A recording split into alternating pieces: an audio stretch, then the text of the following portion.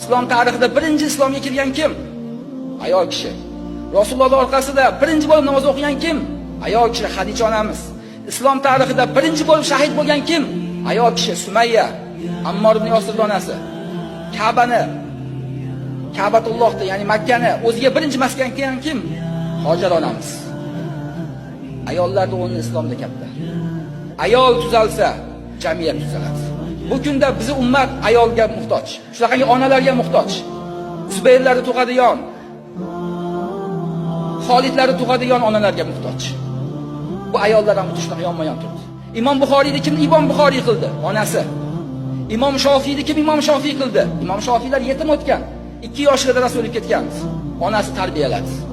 Onasi o'qitdi. Imom Buxoriyga kim hadis yodlattirdi? Onasi yodlattirdi. Demak, onalarda jamiyatda o'rni katta. Onalarda isloh bo'lsa, jamiyat isloh bo'ladi. Agar onalar tuzalsa, butun ummat tuzaladi. Chunki farzand tarbiyalaydigan kim? Ona tarbiyalaydi.